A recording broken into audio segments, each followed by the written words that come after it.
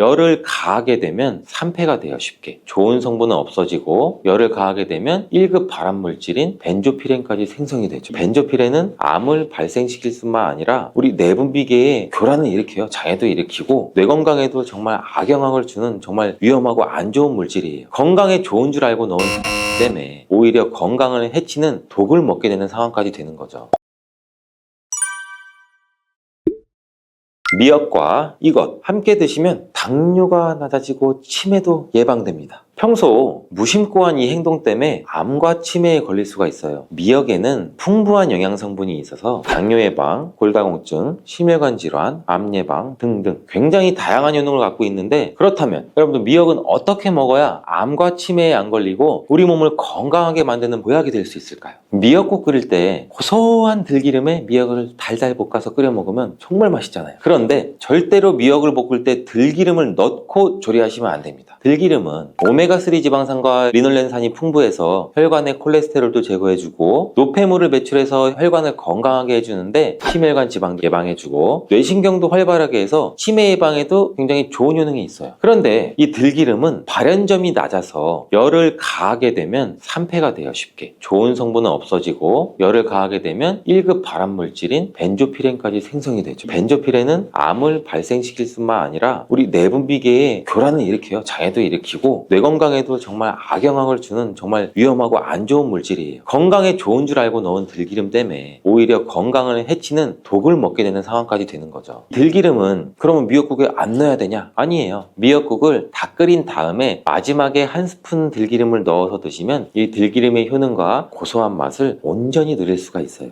미역과 함께 드시면 절대 안 되는 음식 두 번째는 바로 대파예요. 생각해보면 다른 국이나 찌개를 끓일 때는 대파를 거의 대부분이 다 들어가죠. 근데 유독 미역국 끓일 때는 왜 대파가 안 들어갈까요? 그 이유는 미역이랑 대파 둘 다 이 알기인산이라는 성분이 들어있는데 이 알기인산 때문에 미끌미끌거리는 식감이 있어요. 함께 드시게 되면 이 식감이 나빠지는 이유도 있지만 식감보다도 더 중요한 이유가 있어요. 이 대파에는 인과 유황 성분이 들어있는데 미역과 대파를 함께 드시게 되면 대파의 인과 유황 성분 때문에 이 미역에 함유된 칼슘의 흡수를 방해돼요. 이 미역에는 칼슘이 굉장히 많이 들어있죠. 근데 미역에 함유된 칼슘의 함량은 100g당 거의 한 900mg 이상이 들어있어요. 우유에 함유된 칼슘의 함량은 100g당 대략 한 100g 정도인데 이렇게 보면 굉장히 미역에 함유된 칼슘의 함량이 굉장히 많죠. 성인 기준 칼슘의 권장 섭취량이 약 600ml에서 700ml 정도로 볼 수 있는데 미역국으로 한 그릇만 드셔도 충분히 섭취할 수 있는 양이죠. 우유를 소화 못 시키는 분들이 칼슘을 섭취하기 위해서는 미역이 정말 좋은 대체식품이 되는 거죠. 이렇게 많은 칼슘은 우리 몸의 뼈를 튼튼하게 해주고 골다공증 예방에도 도움을 주는데 이 골다공증 예방은 50대 이후의 여성분들한테는 정말 중요한 효능입니다. 골다공증으로 인해 골반뼈가 골절이 될 경우에는 65세 이상은 30% 정도가 1년 내에 사망하고 80세 이상은 50% 정도가 2개월 이내에 사망을 할 수 있다는 통계가 있어요. 굉장히 무섭죠. 이 나이가 들어갈수록 미역을 충분히 섭취하는 게 굉장히 좋은 습관입니다. 이런 칼슘 보충에 정말 중요한 미역을 대파와 함께 드신다면 미역에 들어있는 미네랄인 칼슘 흡수가 제대로 되지 않는 거죠. 미역의 미끌미끌한 성분이 이 알긴산도 우리 몸에 중요한 역할을 해줘요. 바로 이 알긴산은 다른 물질을 흡착하는 성질이 있어서 혈관 내에 나쁜 콜레스테롤을 흡착해서 배출을 도와줘요. 이렇게 되면 이 동맥경화를 예방할 수도 있고 혈액순환을 원활하게 해줘 심혈관 질환 예방까지 하는데 도움을 줄 수 있겠죠. 미역이 흔히 알고 있는 것처럼 우리 피를 맑게 한다고 하잖아요. 바로 이 알긴산의 효능 때문인데 혈관이 깨끗해지기 때문이에요. 또한 알긴산은 우리 장 운동을 촉진시키고 배변 활동을 원활하게 해서 변비 예방에도 도움을 주죠. 미역의 풍부한 식이섬유와 함께 장 건강에 도움을 주는 건데 미역에 함유된 풍부한 식이섬유는 당뇨 예방에 탁월한 효능을 발휘하는데 국립보건원에서 장년층 약 7,400명을 대상으로 추적 검사를 했어요. 어떤 추적 검사를 했냐? 이 해조류를 전혀 먹지 않은 사람과 매일 미역국을 반 그릇 이상의 해조류를 섭취한 사람의 당뇨병 발생 위험도를 조사했는데 하루 하루에 미역국 반 그릇 이상 먹는 사람이 해조류를 전혀 먹지 않은 사람에 비해 당뇨병 발생 위험도가 20%나 낮았어요. 미역의 풍부한 식이섬유는 급격히 오르는 혈당을 막아주는 효과도 있는데, 식이섬유가 소화의 속도를 늦춰주고 인슐린 분비도 같이 조절해준다고 해요. 식이섬유는 포만감을 높여주고 칼로리가 낮아서 식사량을 조절하는 데 도움도 주고 체내의 노폐물과 독소를 배출도 시키고 체중도 감량하는 데 도움을 줘서 다이어트 식품으로 많이 활용되고 있어요. 이 미역국은 또 아이를 출산한 산모들이 반드시 먹는 음식인데, 미역은 피를 만들어주고 피를 맑게 해주는 역할뿐만 아니라 미역의 풍부한 요오드는 출산 후 자궁을 수축시켜주는 데 도움도 주고 모유가 잘 나오도록 도와줘요. 또한 요오드는 피를 먹게 해서 상처를 빨리 아물게 해주는 역할도 해줘요. 칼슘과 철분이 풍부해서 출산 후에 흥분된 신경도 안정시켜주고 혈액의 생성을 도와줘서 산모의 빈혈 예방에도 도움을 주게 돼요. 또한 미역에는 칼륨도 풍부한데, 이 칼륨은 우리 몸에 나트륨을 배출시켜주는 역할도 해서 산모의 부종도 완화시켜주는 데 도움을 주고, 요오드는 산모에게 좋을 뿐 아니라 또 신진대사를 촉진시켜줘서 몸에 에너지를 보충해주는 역할도 합니다. 이 요오드가 부족할 때 나타나는 증상들이 있는데, 몸에 기력이 없다고 하죠. 힘이 없고 피곤하고 무력감도 있고, 이렇게 또 신진대사가 원활하지 않기 때문에 피로가 누적되고 몸의 영양소도 소모하지 않게 돼서 체중도 증가되는데, 이때는 또 피부가 건조해지고 거칠어지고 탈모도 일어날 수가 있죠. 나이가 들면서 인지력이 떨어지는 것도 요오드 부족 중에 한 현상일 수도 있어요. 요오드가 부족하면 우리 몸의 호르몬인 중추적인 역할을 하는 이 갑상선에 문제가 생기는데, 바로 갑상선 저하증이 생길 수도 있고, 이러한 문제들은 미역을 섭취함으로써 조금은 예방할 수 있는 것인데, 요오드의 하루 권장 섭취량은 대략 2.4mg 정도예요. 미역국 한 그릇에는 요오드가 약 1.1mg 정도 함유가 되어 있으니 미역국은 하루에 한두 그릇 정도만 드시는 게 오히려 좋겠죠. 요오드도 과하게 섭취해도 문제가 생기는데, 요오드 섭취량이 많아지게 되면 갑상선염이나 다른 갑상선 질환도 같이 유발할 수가 있죠.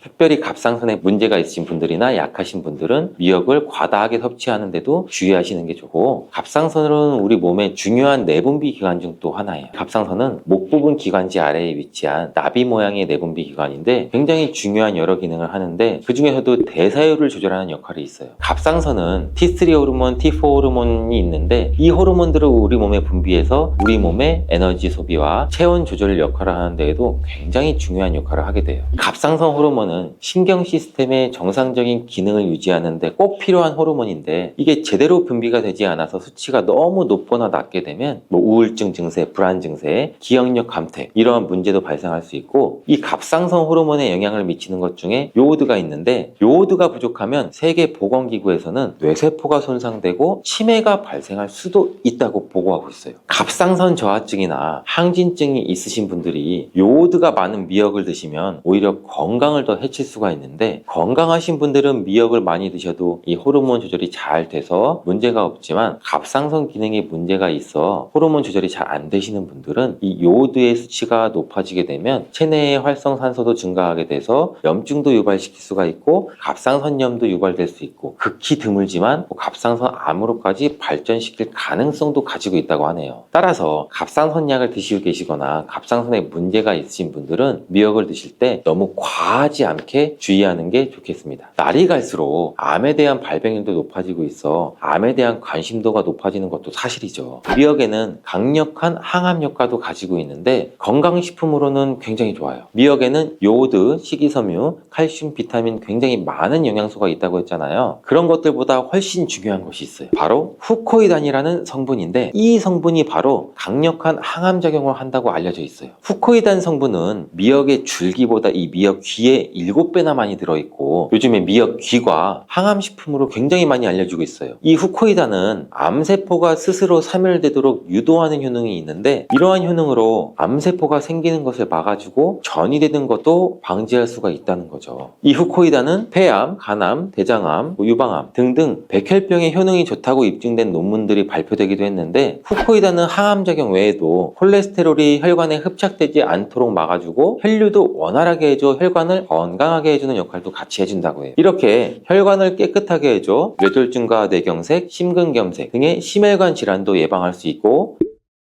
미역기와 함께 토마토를 드시면 토마토에 들어있는 라이코펜이라는 성분과 함께 항암 효과도 극대화시킬 수가 있는데, 토마토가 이 채소의 왕으로 불리면 우리 몸에 정말 좋다는 사실 다들 알고 계시잖아요. 이 토마토에 들어있는 라이코펜이라는 항산화 성분이 이 몸 안에 있는 활성산소를 제거해서 혈관을 건강하게 하고 염증을 제거할 뿐만 아니라 노화도 예방해 줄 수 있죠. 이 토마토의 라이코펜이라는 성분과 이 미역의 후코이단이라는 성분이 만나 강력한 항암 작용도 할 수 있게 된다는 거죠. 미역과 함께 드시면 효과가 극대화되는 식품으로는 두부가 있어요. 콩으로 만든 두부는 식물성 단백질이 풍부해서 건강식품으로 우리 식탁에 정말 많이 올라오죠. 두부에는 단백질뿐만 아니라 사포닌 성분도 풍부하게 함유되어 있는데, 사포닌은 우리가 흔히 인삼, 홍삼 이런 데서 많이 들어있다고 알려져 있죠. 맞아요. 인삼, 홍삼, 더덕 등에도 풍부하게 함유되어 있는데 두부에도 많이 함유가 되어 있어요. 이 사포닌은 면역력을 강화해주고 활성산소도 제거해주고 또 노화도 방지하고 항암 작용도 하고 굉장히 기적과 같은 성분이죠. 그래서 사포닌 성분이 연구도 요새 굉장히 활발히 되고 있다고 해요. 근데 이 사포닌의 단점이 뭔지 아세요? 우리 몸에 있는 요오드를 배출시키고 요오드 결핍이 있는 분들은 또 주의해서 드셔야 되는 성분이에요. 미역과 함께 드신다면 미역이 함유하고 있는 요오드랑 사포닌의 만남으로 미역의 섭취를 과다할 수 있는 요오드 양을 두부의 사포닌이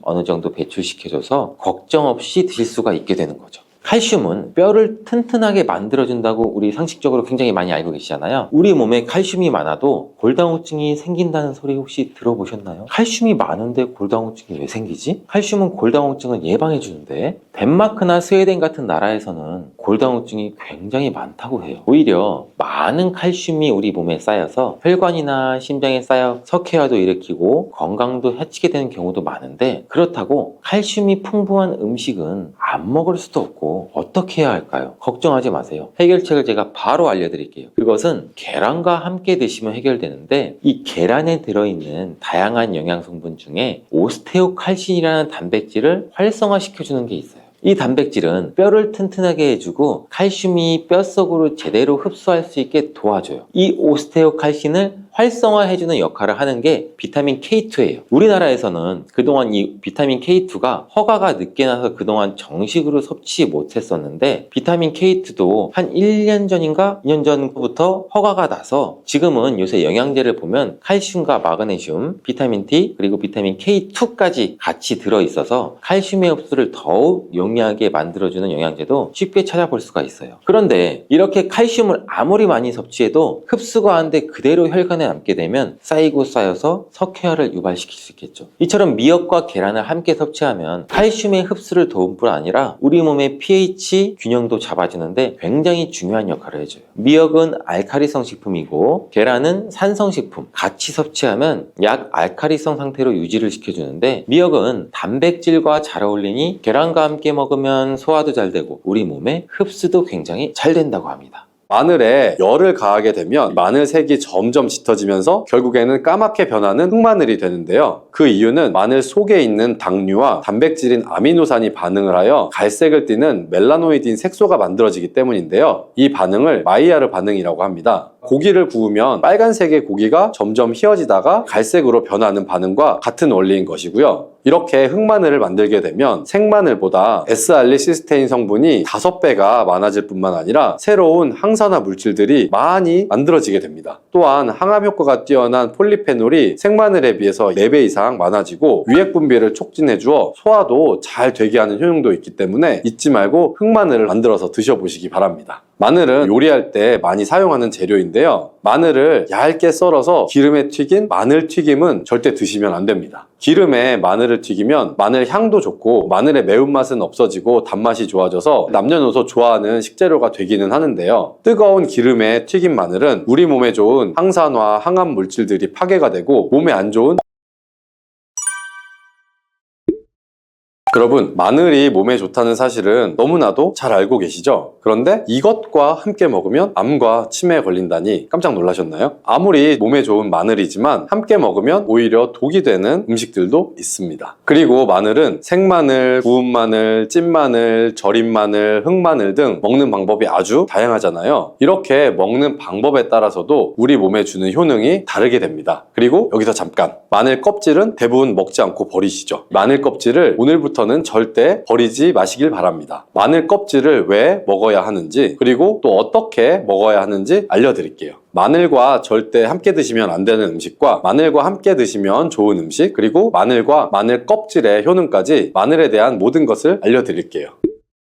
마늘은 우리나라 사람들이 좋아하는 식재료죠. 한국농촌경제연구원이 발표한 자료에 따르면 우리나라 1인당 1년 동안 마늘 소비량이 7kg 정도인데요. 놀라지 마세요. 세계 평균은 0.8kg이랍니다. 우리나라 사람들이 마늘을 많이 먹는다는 거죠. 마늘을 많이 먹는다는 건 그만큼 건강한 식단을 먹고 있을 가능성이 높다는 사실이지만 먹는 방법에 따라서 오히려 독이 될 수도 있습니다. 여기서 마늘과 함께 먹으면 절대 안 되는 음식 첫 번째는 바로 빵입니다. 마늘빵 아시죠? 마늘이 발라져 있어서 달콤 쌉싸름한 마늘 맛도 나고 향긋한 향도 좋아서 즐겨 먹게 되는데요. 마늘이 있어서 몸에도 좋은 빵이라고 착각하고 즐겨 드실 수 있죠. 마늘빵은 많이 드시면 안 됩니다. 왜냐하면 빵의 재료인 밀가루는 탄수화물이 주 성분인데요. 밀가루의 고탄수화물은 소화 과정에서 당으로 분해가 되고 혈당 지수를 급격히 올리게 되며 이때 인슐린의 분비가 과도하게 나오게 됩니다. 이런 현상이 반복되게 되면 체내 인슐린 저항성이 높아지고 췌장을 망가뜨려서 당뇨를 유발할 수가 있는 것이죠. 그리고 이 당은 몸에 흡수되면서 지방으로 변하게 되고 쉽게 살이 찌게 되어 비만을 야기할 수도 있습니다. 또한 밀가루로 빵을 만들면 글루텐이라는 단백질이 생성이 되는데 이 글루텐은 소화불량, 복통, 변비 등의 증상을 유발할 수가 있죠. 이뿐 아니라 글루텐이 몸에 들어오면 장에서 에소루핀이라는 성분이 만들어지는데 이 에소루핀은 중독성이 강해서 밀가루 중독을 일으켜 빵 같은 밀가루를 과다하게 섭취하게 만든다는 것입니다. 마늘이 아무리 좋은 성분으로 항암작용, 항해염증 작용을 한다고 해도 마늘빵으로 드신다면 아무 소용이 없게 됩니다. 그럼 마늘은 어떻게 먹어야 마늘의 효능을 극대화할 수 있을까요?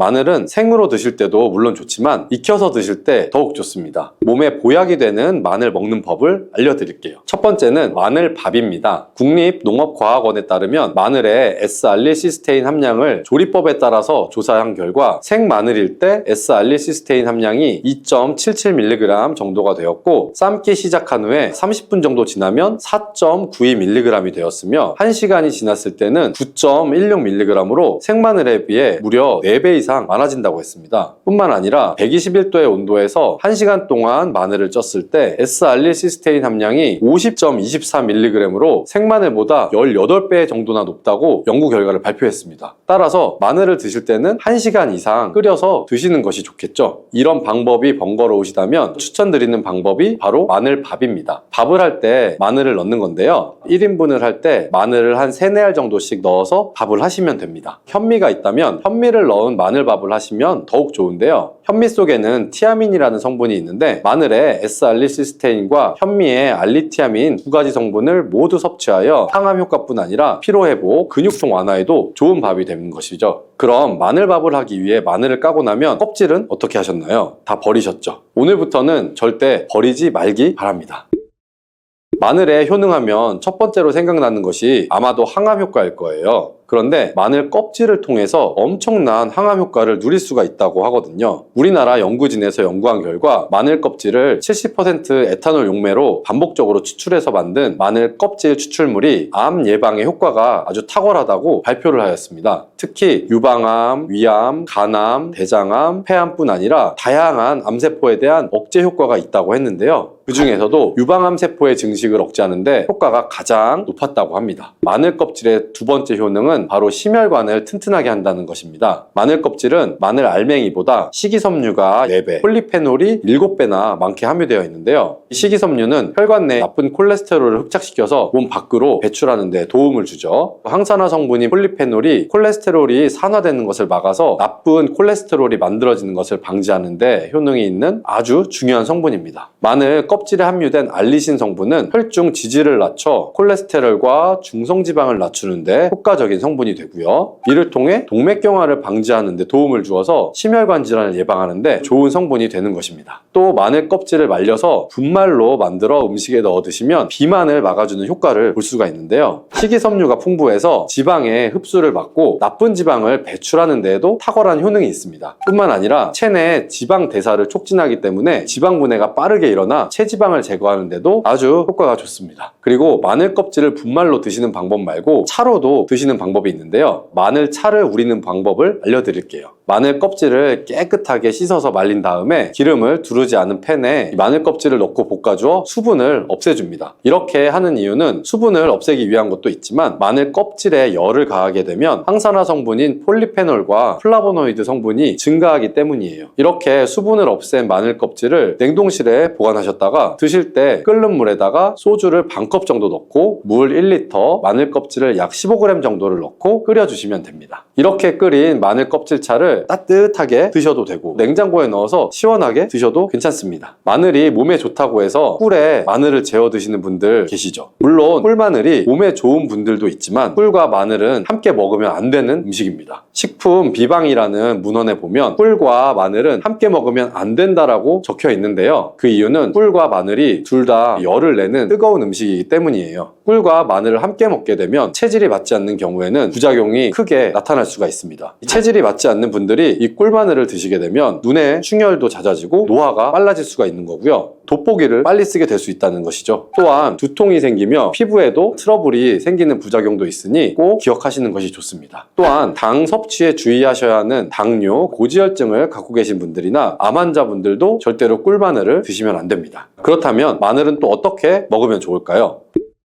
바로 다양한 쌈 채소와 함께 드시는 것을 추천해 드리는데요. 마늘의 매운맛을 내는 알리신 성분이 혈관을 건강하게 해서 암을 예방하고 쌈 채소를 통해 다양한 비타민과 무기질을 섭취하며 풍부한 항산화 물질도 섭취해서 몸의 활성산소를 제거하고 혈관을 깨끗하게 해 노화를 방지하고 활력이 넘치는 건강한 몸이 될 수 있는 것이죠. 그런데 마늘을 반찬으로 만들어 드실 때 절대 드시면 안 되는 것이 있습니다. 그것은 바로 마늘 장아찌입니다. 아니, 마늘 장아찌가 왜? 라고 의문이 생기는 분들이 계실 텐데요. 모든 마늘 장아찌가 안 되는 것은 아니고요. 바로 설탕이 많이 들어간 마늘 장아찌는 만들어 드시면 안 됩니다. 시중에 판매되는 마늘 장아찌에는 설탕이 많이 들어가 있을 가능성이 높기 때문에 가급적이면 사드시지 않는 것이 좋고요. 몸에 좋은 마늘도 설탕과 함께 먹으면 오히려 독이 될 수 있기 때문인데요. 설탕이 많이 함유된 마늘 장아찌를 드시게 되면 혈당이 급격하게 오르고 인슐린 저항성이 높아져서 혈액 속에 중성지방이 많아져 혈액을 끈적하게 만들게 되겠죠. 또한 설탕을 많이 섭취하게 되면 뇌에서 기억력을 담당하는 해마의 크기를 줄어들게 합니다. 나중에 기억력이 떨어지고 나아가 치매를 일으키는 것과도 연관이 될 수가 있죠. 집에서 마늘 장아찌를 담가 드실 때에는 설탕을 넣지 마시고 건강한 식재료를 사용하시는 것이 좋겠죠. 마늘을 건강하게 드실 수 있는 또 다른 방법은 흑마늘을 추천해 드립니다. 마늘에 열을 가하게 되면 마늘 색이 점점 짙어지면서 결국에는 까맣게 변하는 흑마늘이 되는데요. 그 이유는 마늘 속에 있는 당류와 단백질인 아미노산이 반응을 하여 갈색을 띠는 멜라노이드인 색소가 만들어지기 때문인데요. 이 반응을 마이야르 반응이라고 합니다. 고기를 구우면 빨간색의 고기가 점점 휘어지다가 갈색으로 변하는 반응과 같은 원리인 것이고요. 이렇게 흑마늘을 만들게 되면 생마늘보다 S알리시스테인 성분이 5배가 많아질 뿐만 아니라 새로운 항산화 물질들이 많이 만들어지게 됩니다. 또한 항암 효과가 뛰어난 폴리페놀이 생마늘에 비해서 4배 이상 많아지고 유액 분비를 촉진해주어 소화도 잘 되게 하는 효능도 있기 때문에 잊지 말고 흑마늘을 만들어서 드셔보시기 바랍니다. 마늘은 요리할 때 많이 사용하는 재료인데요. 마늘을 얇게 썰어서 기름에 튀긴 마늘 튀김은 절대 드시면 안 됩니다. 기름에 마늘을 튀기면 마늘 향도 좋고 마늘의 매운맛은 없어지고 단맛이 좋아져서 남녀노소 좋아하는 식재료가 되기는 하는데요. 뜨거운 기름에 튀긴 마늘은 우리 몸에 좋은 항산화, 항암 물질들이 파괴가 되고 몸에 안 좋은 탄수화물만 남는 음식이 되게 됩니다. 마늘을 튀길 때 사용하는 기름은 오메가6 지방산이 많은 식용유를 사용하게 되는데요. 이런 기름을 많이 먹게 되면 몸 안에 지방산 불균형이 일어나기 때문에 염증 수치가 높아질 수가 있습니다. 또한 튀긴 마늘을 섭취하게 되면 당독소 또한 높아져서 결국 우리 몸에 인슐린 저항성이 높아지는 악영향을 주는 것이죠. 만약에 기름에 튀긴 마늘을 드시고 싶다면 한 가지 방법이 있는데요. 그것은 올리브유를 사용하시고 불을 오래 가열하지 말고 살짝만 가열하여 마늘도 튀기듯이 오래 하지 말고 살짝 익혀서 드시면 향도 좋고 몸에도 좋은 마늘을 드실 수가 있습니다. 올리브유를 이용한 마늘을 드시는 방법을 하나 더 알려드릴게요. 그것은 올리브유에 마늘을 재워서 먹는 방법인데요. 먼저 마늘을 끓는 물에 넣어서 5분 정도 데쳐주시면 되고요. 소독된 병에 마늘을 담고 여기에 올리브유를 가득 담아줍니다. 이때 통후추를 조금 넣어주시면 풍미를 더욱 높일 수가 있고요. 올리브유와 마늘이 만나서 항산화 성분, 황화물질이 극대화가 돼서 혈관을 튼튼히 하고 혈전 생성을 막고 혈류를 원활하게 해줘서 치매를 예방하는 효과도 생기고요. 심장마비나 뇌졸중까지 예방할 수 있는 보약이 되는 것입니다. 이렇게 만든 마늘 올리브유 절임은 반찬으로 드셔도 좋고 또 생선 요리를 할 때 이 마늘을 깨서 생선에 발라주면 생선 비린내도 잡아줄 뿐 아니라 마늘과 올리브유의 풍미가 더해져서 더욱 맛있는 요리가 될 수 있으니 참고하시면 좋겠습니다.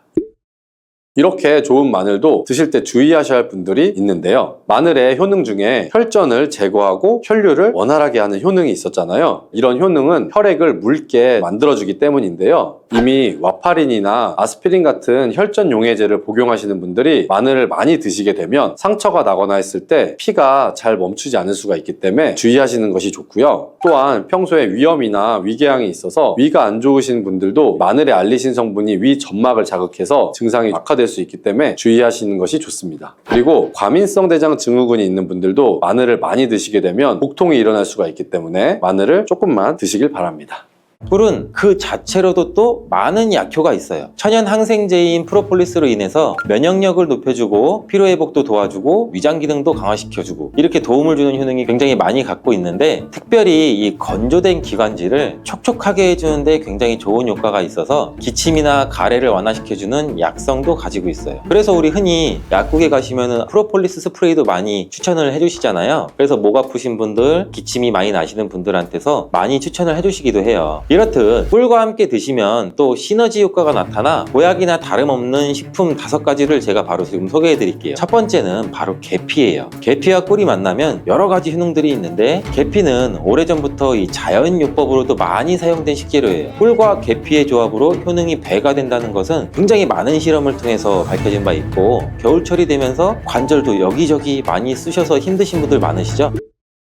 꿀과 이것을 함께 드시면 관절염과 기침 감기가 싹 사라집니다. 예로부터 꿀물로 기침을 다스리기도 했는데 알고 계시죠? 고대 그리스에서는 꿀을 신들의 음식이라고 부르기도 했고 꿀은 인류 역사상 가장 오래된 천연 감미료이자 약재로 굉장히 많이 사용했어요. 이집트에서는 미라를 만들 때에도 꿀을 사용하기도 했고요. 꿀은 약으로 쓰일 만큼 우리 몸에 정말 좋은 효능들이 굉장히 많이 있는데 잘못 먹으면 약효가 하나도 없을 뿐만 아니라 오히려 몸을 해치는 독이 될 수도 있다는 사실도 혹시 알고 계신가요? 꿀의 종류와 절대 먹으면 안 되는 꿀과 좋은 꿀을 고르는 방법, 그리고 꿀과 함께 먹으면 좋은 최고의 음식 5가지 제가 지금 꿀에 대해서 모든 것을 한번 알려드릴게요.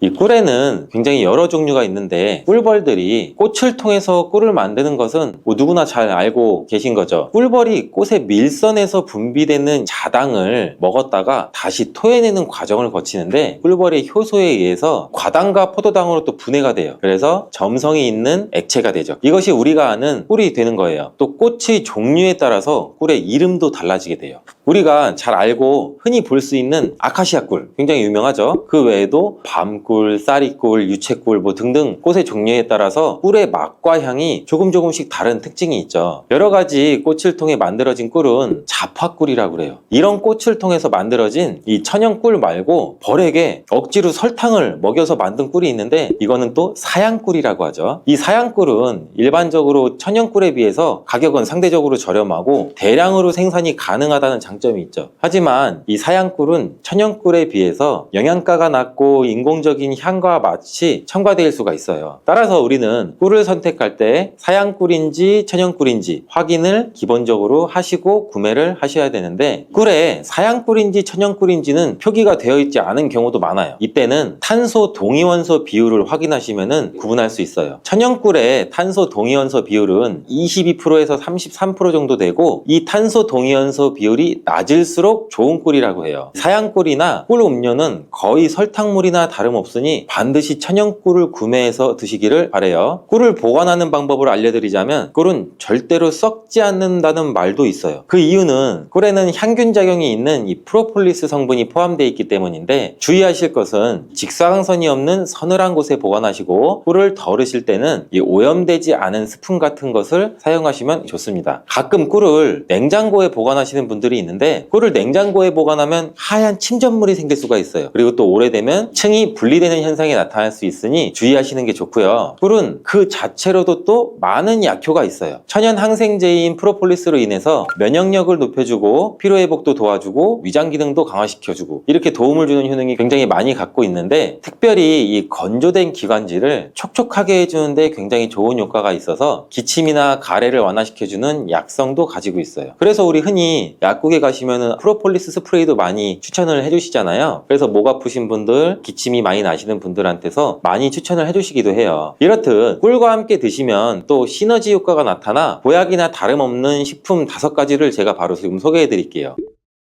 첫 번째는 바로 계피예요. 계피와 꿀이 만나면 여러 가지 효능들이 있는데, 계피는 오래전부터 이 자연요법으로도 많이 사용된 식재료예요. 꿀과 계피의 조합으로 효능이 배가 된다는 것은 굉장히 많은 실험을 통해서 밝혀진 바 있고, 겨울철이 되면서 관절도 여기저기 많이 쑤셔서 힘드신 분들 많으시죠? 지금 집중해서 영상 보세요. 꿀과 계피의 조합으로 가장 두드러지는 첫 번째 효능은 소염작용을 통한 관절의 염증을 완화시켜줘서 관절 건강에 큰 도움을 줄 수 있다는 거예요. 덴마크 코펜하겐 대학에서 꿀과 계피의 관절염 개선 효과에 대해 연구를 했는데, 연구진들은 약 200명의 관절염 환자를 대상으로 아침과 저녁 식사 전에 따뜻한 물에 꿀 1스푼과 계피 반 스푼을 티스푼으로 섞어서 마시게 했어요. 일주일 만에 환자의 약 73% 정도가 통증이 유의미하게 개선이 되었고, 한 달 내에 이전에 걷기도 힘들었던 환자의 대부분이 통증이 많이 감소돼서 걸을 수도 있게 되었다고 해요. 이 연구는 꿀과 계피를 함께 복용하면 관절염 환자의 증상을 개선한다는 데 도움이 될 수 있다는 것을 보여주고 있어요. 꿀과 계피를 함께 먹을 때의 효능 두 번째는 콜레스테롤을 조절해서 혈관 건강 개선에 도움을 준다는 거예요. 덴마크 농무부 연구 결과에 따르면 계피를 40일 동안 이 4분의 1 티스푼을 섭취하자 중성지방이 30%, 콜레스테롤은 20%나 감소했다고 해요. 꿀은 지질대사라고 해서 나쁜 콜레스테롤은 줄이고 좋은 콜레스테롤은 늘리는 작용을 해서, 계피도 풍부한 폴리페놀 성분이 꿀과 비슷한 효능을 나타낸다고 해요. 이 효능들이 더해지니 혈관의 지방을 제거하고 동맥과 혈관도 튼튼하게 해주고 심장이나 뇌졸중과 같은 이 혈관 질환을 예방할 수 있는데 도움을 줄 수 있다는 거죠. 꿀과 계피를 함께 먹을 때의 효능 세 번째는 감기와 독감 완화시켜 줄 수 있다는 거고, 요즘같이 추운 날씨에 감기 굉장히 많이 걸리시잖아요. 이때 계피와 꿀을 섞으면 굉장히 우리 몸에 도움이 돼요. 날씨가 추워지면 체온이 떨어지고, 체온이 떨어지게 되면 이 면역력이 떨어지게 돼서 감기에 걸리기 쉬워지는 환경에 우리가 노출이 되는데, 꿀과 계피에는 면역력을 강화시켜주는 성분이 함유되어 있고 항균 및 항바이러스 효과가 있는 성분도 함유되어 있어서 감기와 독감을 예방하는데 굉장히 큰 도움을 줄 수가 있어요. 또한 항염증 효과가 있는 성분이 함유되어 있어 감기와 독감의 증상인 이 발열, 인후통, 근육통 등을 완화시키는 데에도 굉장히 효과가 커요. 꿀과 계피를 함께 먹을 때의 효능 네 번째는 위장장애를 개선하는 데 도움을 줄 수 있다는 건데, 꿀과 계피는 소화를 촉진시키고 위장 온도를 원활하게 도와주는 효능이 있어요. 위장을 따뜻하게 해주는 효능도 같이 가지고 있고요. 또한 꿀은 위산을 중화시켜서 소화를 돕는 역할도 같이 하기도 해요. 꿀과 계피가 위에 들어가면 위장의 점막이 자극이 돼서 위액 분비를 왕성하게 해줘서 소화장애에 도움을 줄 수 있어요. 그리고 위에 생긴 상처를 치료해줘서 개선을 시켜줄 수도 있고, 위궤양을 막고 이 경련성 통증도 억제해서 위장의 연동응전도 촉진하고 가스 제거도 같이 배출시키는 효과도 가지고 있어요. 꿀과 계피를 함께 먹을 때의 효능 다섯 번째는 노화 방지와 피부 개선에 도움을 준다는 거예요. 미국의 일리노이드 대학 연구팀은 꿀의 항산화 성분이 남성의 신체에 미치는 영향을 조사하기 위해서 남성을 대상으로 꿀물 섭취 그룹과 이 위약 그룹으로 나눠 연구를 진행한 실험도 있는데, 그 연구 결과 꿀물을 섭취한 그룹은 꿀물을 섭취하지 않은 그룹에 비해서 항산화 성분이 증가하고 신체 기능이 개선되는 효과가 나타났다고 발표를 했죠. 이는 꿀에 함유된 항산화 성분이 우리 몸에 활성산소를 제거해주고 해주고 노화도 방지해주고 면역력도 강화시켜주는 효과가 있기 때문이란 말일 수가 있겠죠. 또 피부를 건강하게 해주는 효과도 볼 수 있었는데 꿀과 계피를 함께 먹으면 피부의 보습과 탄력도 유지할 수 있어요. 그리고 꿀은 피부에 수분을 공급하고 계피는 우리 피부의 염증을 완화시켜주는 효과도 가지고 있어요. 꿀과 함께 드실 때 최고의 식품 중 두 번째는 마늘이 있죠. 꿀에 마늘을 재워서 드시는 분들 많이 계시잖아요. 아주 잘하고 계신 거예요. 이 꿀과 마늘을 함께 드시면 우리 몸에 굉장히 좋은데 꿀과 마늘이 모두 면역력을 강화시키는 성분이 풍부하게 함유가 되어 있어요. 특히 이 마늘의 알리신 성분은 항균 및 항바이러스 효과가 뛰어나서 감기나 독감 등의 질병을 예방하는데 굉장히 큰 도움을 주고, 또한 마늘의 이 알리신 성분은 우리 혈압도 조절해주는 역할도 하고 우리 혈액을 맑게 유지해주면서 혈관을 건강하게 유지시켜주는 효능도 같이 갖고 있어요. 꿀은 혈액순환도 촉진하고 혈압을 낮추는 데에도 도움을 줄 수가 있어요. 꿀과 마늘 모두 항산화 작용이 뛰어난 성분들이 함유가 되어 있어 우리 몸에 활성산소도 제거해줘 노화를 방지해주는 효과도 가지고 있죠. 꿀과 함께 드실 때 최고의 식품 세 번째는 무예요. 무를 채를 써서 꿀에 재워 드시면 되는데 기침과 가래에 효과가 아주 좋은 천연 약재라고 보시면 돼요. 감기에 걸려서 기침이 잘 낫지 않고 속이 더부룩하고 또 소화도 안 될 때 꿀에 무를 재운 걸 드시면 너무 좋은데, 무의 매운맛을 내는 이 시니그린 성분이 위장에 우리 점막을 자극해서 점액 분비를 활성화시킬 뿐만 아니라 기관지 점막에 붙어있는 가래도 묽게 만들어 몸 밖으로 쉽게 배출되는데 큰 도움을 주게 돼요.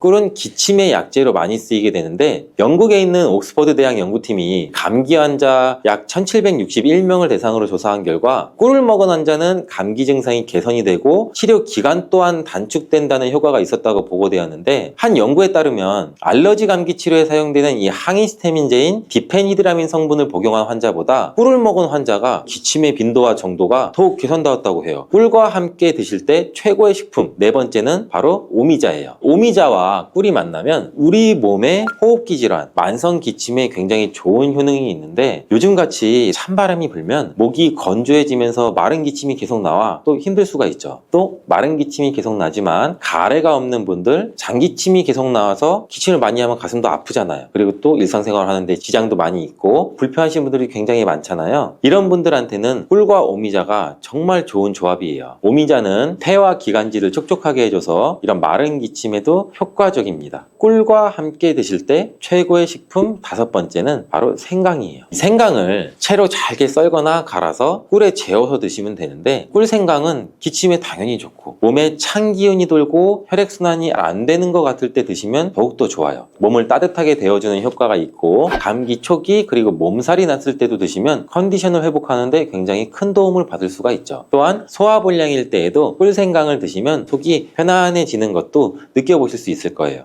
불수용성 옥살산은 이미 칼슘과 결합된 형태로 되어 있는 경우가 많고 물에 녹지 않아서 우리 몸에 흡수되기가 어려워 크게 걱정하지 않아도 됩니다. 문제는 수용성 옥살산입니다. 이 수용성 옥살산은 물에 잘 녹기 때문에 장에서 흡수되며 칼슘과 결합해서 덩어리를 이루게 되고 뾰족한 결정이 우리 몸을 공격하는 것이 됩니다. 한 논문에서는 시금치에는 수용성 옥살산이 92%라고 보고하고 있습니다. 시금치를 먹게 되면 옥살산이 많이 흡수될 수 있다는 것이죠. 그럼 시금치를 먹으면 안 되는 것일까요? 그렇지는 않습니다. 드실 때 옥살산을 제거하고 드시면 되는데요. 시금치를 드실 때는 반드시 이 작업을 하셔야 합니다. 그것은 바로 시금치는 된장찌개, 시금치나물, 시금치죽 다양한 방법으로 식탁 위에 오르는 대표적인 녹황색 채소입니다. 많은 분들이 좋아하시는 이 시금치는 눈 건강, 염증 완화, 항암 효과 등 많은 효능이 있어서 건강에 도움이 되는 것이 맞지만 잘못 드시면 오히려 건강을 해칠 수 있다는 사실 알고 계신가요? 오늘 영상을 통해서 시금치를 먹을 때 주의할 점과 함께 드시면 안 되는 음식, 또 함께 드시면 보약이 되는 음식까지 시금치의 모든 것을 알려드릴게요.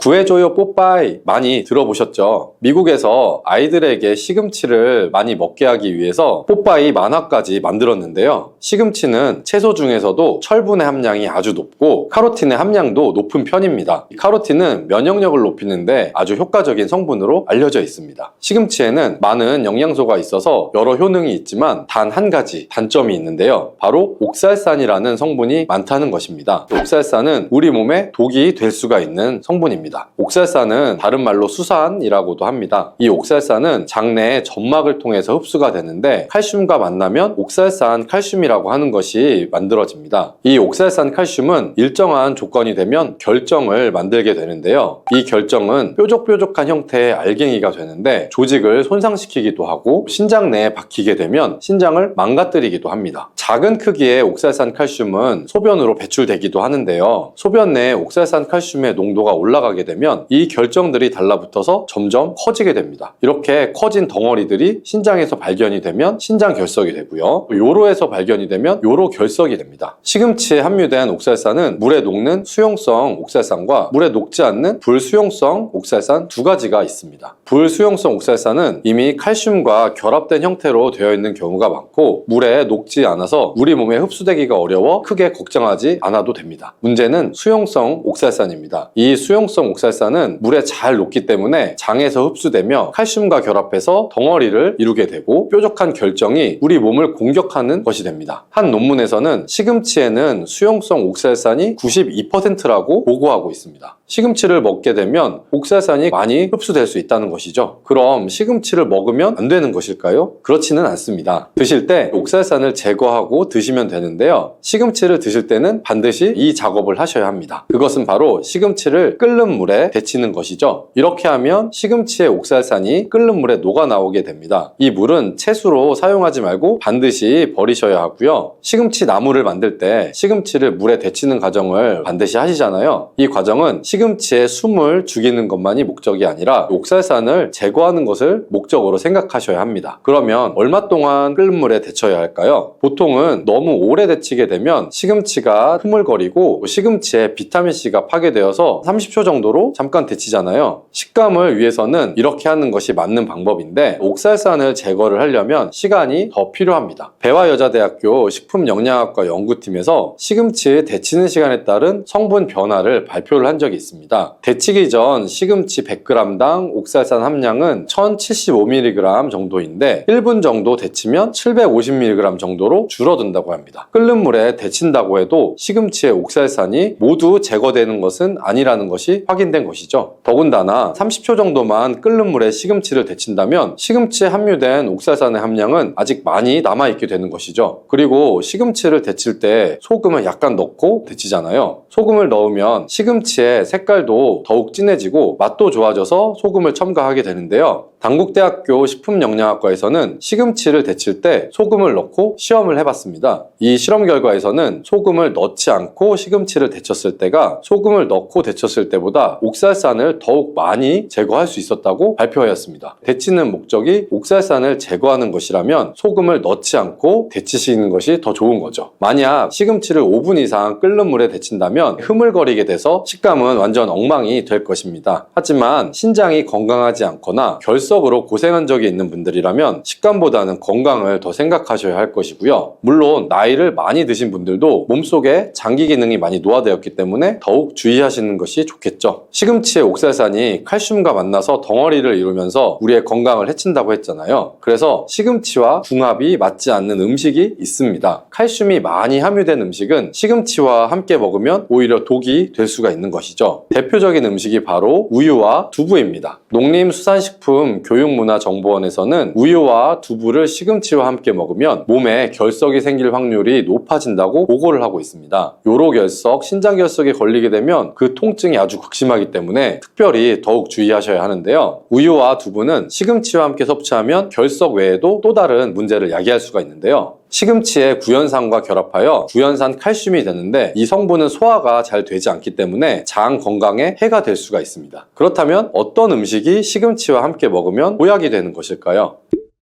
첫 번째는 바로 감입니다. 시금치와 감은 서로 다른 영양소를 함유하고 있어서 함께 먹게 되면 시너지 효과를 낼 수가 있는데요. 시금치에는 철분, 엽산, 비타민 A 등이 풍부하게 함유되어 있고 감에는 칼륨, 비타민 C, 식이섬유, 베타카로틴 등이 풍부하게 함유되어 있습니다. 감에 풍부하게 함유된 비타민C는 시금치의 철분이 우리 몸에 흡수되는 것을 도와줄 수가 있고요. 여기서 한 가지 주의할 점은 감에는 당분이 많아서 당뇨가 있는 분이라면 혈당 수치 조절을 위해 섭취하는 양을 조절해서 드실 필요가 있겠습니다. 그리고 감의 껍질에는 많은 영양소가 함유되어 있지만 평소 민감한 알레르기 반응이 있는 분들은 감의 껍질을 제거하고 드시는 것을 권장합니다. 또한 시금치와 궁합이 잘 맞는 식품에는 들기름, 참기름, 참깨가 있습니다. 들기름은 시금치에 함유되어 있는 베타카로틴, 안토시아닌 등의 지용성 영양소들의 흡수율을 높이는 데 도움을 주고 시금치의 최대 단점인 옥살산을 중화시켜주는 데에도 도움을 줄 수가 있습니다. 시금치에는 눈 건강에 도움이 되는 비타민 A가 많이 함유되어 있는데요. 눈 건강을 좋게 하는데 도움을 주는 성분인 루테인, 지아잔틴, 베타카로틴, 비타민 A는 모두 지용성의 성분들입니다. 그렇기 때문에 들기름, 참기름과 같은 건강한 기름과 함께 섭취할 때 흡수율을 극대화시킬 수 있습니다. 이에 더해서 시금치와 계란을 함께 드시면 정말 보약이나 다름없는 좋은 음식이 되는데요. 계란에는 루테인과 지아잔틴뿐만 아니라 레시틴이라는 성분도 풍부하게 함유되어 있어서 시금치의 지용성 영양성분뿐만 아니라 수용성 영양성분까지도 흡수율을 극대화시킬 수가 있습니다. 이렇게 시금치와 계란에 들기름을 함께 드시게 되면 음식의 궁합이 더할 나위 없이 좋아지게 되는 것입니다. 시금치의 효능을 조금 더 살펴보면 시금치에는 철분 함량이 아주 풍부하고 베타카로틴의 함량도 높은 편에 속합니다. 한의학에서 시금치는 염증을 치료하는 데 사용하는 약재로도 사용할 정도로 염증 치료에 효과적인데요. 시금치는 겨울에 해풍을 맞고 자라 초록색이 짙을수록 효능이 좋은 것입니다. 시금치에는 수분, 비타민, 미네랄, 식이섬유뿐만 아니라 3대 영양소도 풍부하게 함유되어 있는 대표적인 녹황색 채소이고요. 주요 효능으로는 눈 건강, 혈압 개선, 면역력 향상, 신체 발육 촉진, 피부 미용, 변비 예방, 빈혈 예방에도 도움이 되는 음식입니다. 특히 혈액 속에 만성 염증을 제거하는 데 탁월한 효능이 있는 루테인, 셀레늄, 엽산 등이 풍부하게 함유되어 있습니다. 스웨덴의 린코핑 대학교 연구팀은 연구 결과에서 눈 건강에 도움을 주는 루테인이 관상동맥 질환과 관련이 있는 염증을 억제하고 관상동맥 질환을 개선하는 데 효과가 있다고 발표했습니다. 관상동맥은 심장의 근육에 혈액을 공급해주는 혈관인데요. 이 혈관이 좁아지거나 막히게 되면 심근경색의 증상이 나타나는 것입니다. 시금치의 뿌리에 풍부하게 함유된 안토시아닌과 카로틴 성분이 혈관 내의 활성산소를 제거하여 만성 염증을 억제하게 되고 이로써 심근경색뿐만 아니라 다른 여러 심혈관 질환을 예방할 수 있습니다. 시금치는 다이어트 식품으로도 많이 알려져 있는데요. 이는 시금치에 함유된 풍부한 수분과 식이섬유 때문입니다. 풍부한 식이섬유는 혈당 수치를 낮추고 혈관 속에 나쁜 콜레스테롤을 몸 밖으로 배출해 주어 혈관 건강에도 도움을 줄 수 있습니다. 한 가지 문제는 시금치의 식이섬유는 불용성의 식이섬유이기 때문에 소화가 잘 안 될 수가 있는데요. 이때 사과와 함께 드시면 이런 문제는 해결이 됩니다. 사과에는 대장암 예방에도 효과가 좋은 펙틴이라는 성분이 풍부한데요. 바로 이 펙틴이 식이섬유의 균형을 잘 맞춰줄 수 있는 수용성 성분입니다. 이뿐 아니라 사과의 펙틴은 장 건강에 유익한 지방산을 증가시키고 활성산소를 제거하는 역할을 합니다. 이런 사과를 시금치와 함께 드시면 항암 효과까지 극대화가 되는데요. 시금치에 풍부한 엽록소와 엽산이 항암 작용을 해서 암세포를 억제하고 발암물질을 억제하는 데 도움을 주는 것입니다. 또한 사과와 시금치를 함께 드시면 당뇨를 예방하는 데에도 효과가 좋아지는데요. 사과에 함유된 식이섬유가 콜레스테롤과 당분이 결합하여 몸속으로 흡수되는 것을 막아주는 역할을 하는 것입니다. 또한 시금치와 사과의 식이섬유는 음식물을 장 속에 오래 머물게 해서 혈당이 급격히 오르는 것을 방지하여 인슐린 분비를 조절하는 데 도움을 주게 됩니다. 시금치와 사과를 함께 드실 때는 시금치를 먼저 끓는 물에 삶아 물은 버리고 사과와 함께 갈아서 주스로 마시는 방법도 있으니 참고하시기 바랍니다. 시금치를 드실 때 주의하실 분들이 있는데요. 바로 혈액을 묽게 하는 와파린 계열과 아스피린 등의 혈전 용해제를 드시는 분들입니다. 이런 약은 혈액을 묽게 해서 혈관 속에 뭉쳐있는 혈전을 녹이고 혈액순환을 원활하게 하는 역할을 하게 되는데요. 시금치와 함께 먹게 되면 시금치에 함유된 비타민 K가 반대 역할을 하게 됩니다. 비타민 K는 혈액을 응고하는 데 필요한 단백질을 합성해서 혈액 응고를 촉진시켜주는 역할을 하는데요. 혈전 용해제를 드시는 있는 분은 시금치를 드실 때 2시간 정도의 시간 차이를 두고 드시는 것이 좋겠고요. 나이가 들수록 된장국을 좋아하게 되는데요. 된장국에 시금치들 넣어서 많이들 드시죠. 이때도 주의하셔야 하는 것이 있습니다. 시금치의 옥살산이 된장의 콩과 된장국에 넣는 두부에 함유된 칼슘이 만나서 옥살산 칼슘이 만들어지는 것이죠. 이것을 그냥 드시게 되면 신장 결석과 요로 결석의 원인이 될 수가 있습니다. 따라서 시금치 된장국을 조리하실 때는 반드시 시금치를 5분 이상 데쳐서 데친물은 버린 후에 시금치 된장국을 끓여 드시기를 바랍니다. 채소는 보통 생으로 드시는 것이 좋다고 알고 계시지만 다 그런 것은 아닙니다. 시금치는 반드시 익혀서 드시는 것이 좋고요. 샐러드에 시금치를 넣어서 드시기도 하는데 조금 드시는 것은 괜찮지만 자주 드시게 되면 문제가 될 수 있기 때문에 주의가 필요하겠고요. 그리고 요즘에는 피자에도 시금치를 올려서 많이 먹죠. 이때도 생으로 올리는 것보다는 데친 다음에 사용하시는 것이 좋습니다. 시금치를 드실 때 계란과 함께 드시면 좋다고 했잖아요. 계란말이를 할 때 삶은 시금치를 잘게 다진 후에 계란에 넣어서 함께 계란말이를 만들어서 드시는 것도 좋은 방법이 되겠습니다.